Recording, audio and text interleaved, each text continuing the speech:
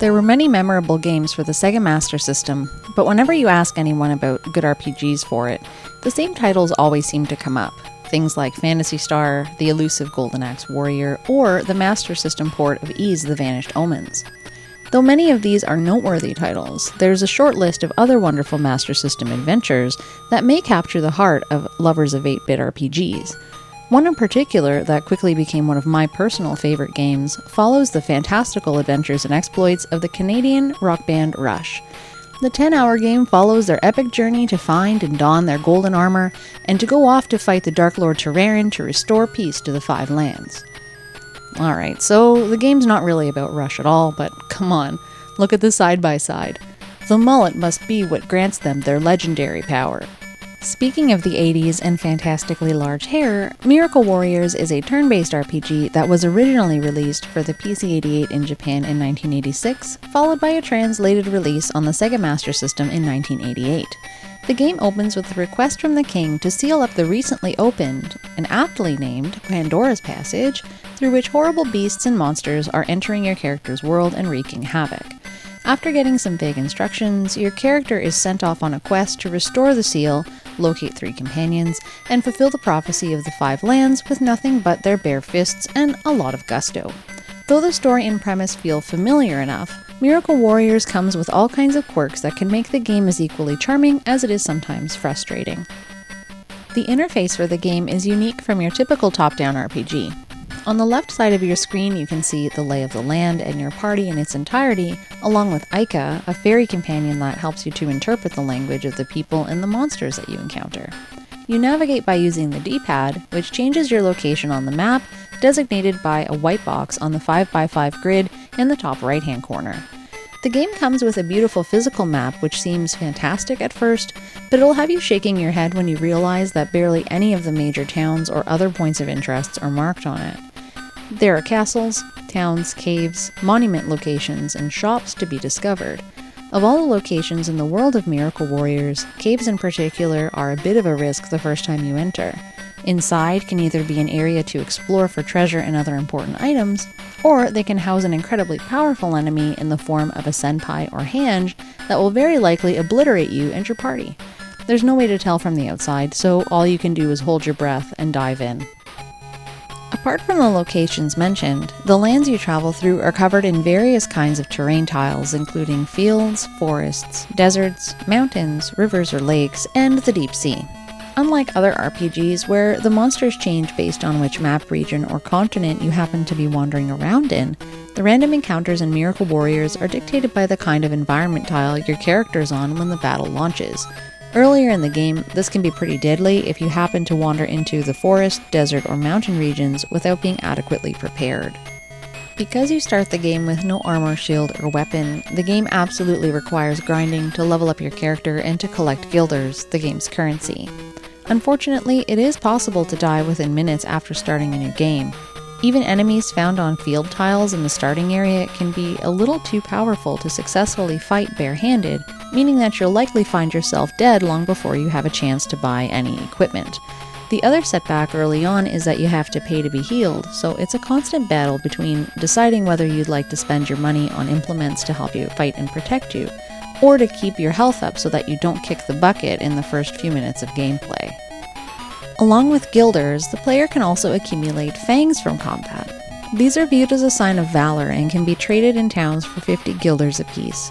This seems like a jackpot given how hard guilders can be to come by early on, but trading away all of your fangs for guilders except at the very beginning of the game is extremely detrimental since most special items can only be acquired through trading with fangs.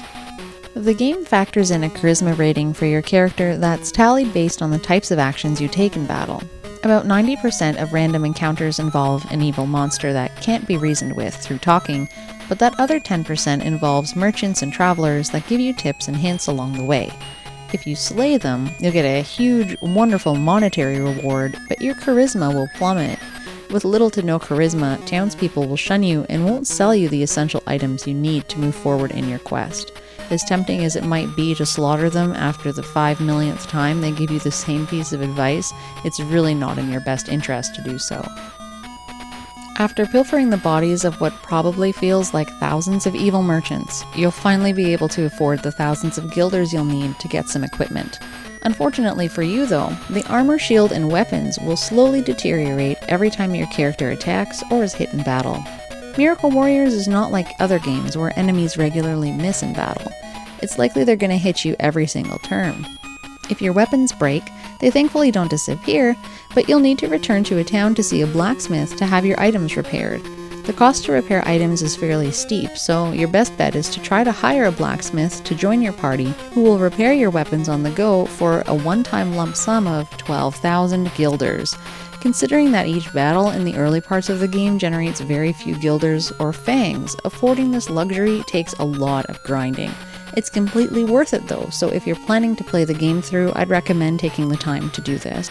After a few obscure directions from townsfolk and a lot of wandering through the 5 lands, you'll eventually track down your 3 other companions, Guy, Medi, and Treo. Your additional party members not only add the strength of numbers to your effort, but it also makes battle a little more tactical. In battle, only one of your party members can act each turn before the enemy has a chance to attack. This is different from many turn-based battle systems where each member of your party would normally get a chance to act each turn. There's some strategy to this battle style because whoever you choose to attack will always be targeted by the enemy in the turn that follows. This can be really advantageous if you have a character with low HP or stats. You can avoid attacking with them altogether so that they don't perish.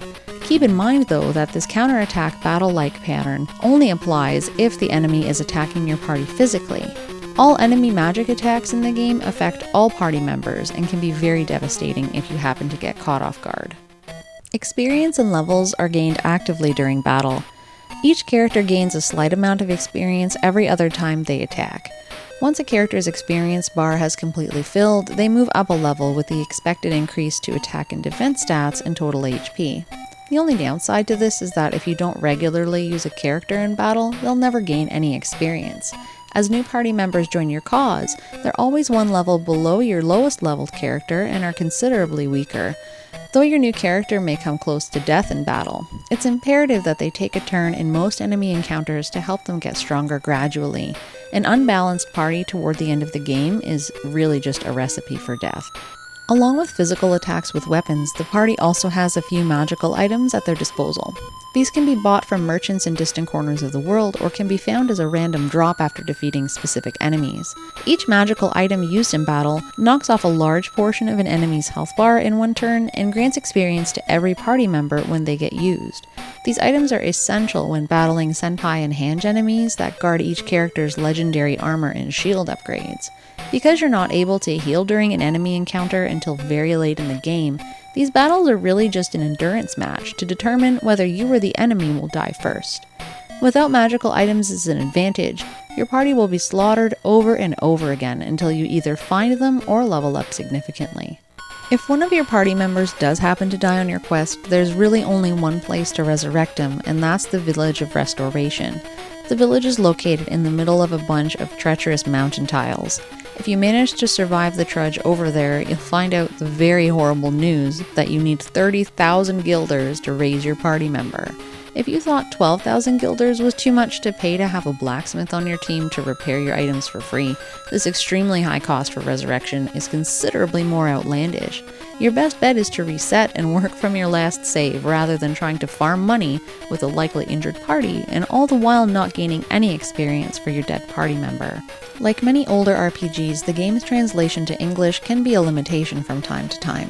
The poor translation is muddied even further here by an attempt at implementing old-timey English into the mix. Not only are some of the conversations you have with NPCs confusing, some of them are completely misleading and will really leave you scratching your head about what just happened when they're over. The best example of this is when you're buying potions in a town and the merchant asks you if his price of 2,000 guilders is too steep. If you say yes as if to enter a negotiation of sorts, he charges you his asking price. If you say no, the transaction ends and no potions are purchased. Talking to townspeople in general is frustrating because most people charge for their advice even though much of it's incomprehensible. There are errors in the names of towns, and even the names of key characters get mixed up from time to time. There was a point in the game where I killed an enemy and was told that I had, quote, badly injured the black monk and his retainer, end quote. I thought that meant that maybe the enemy that I'd killed was a black monk in disguise, since you can fight black monks in a normal encounter in the game.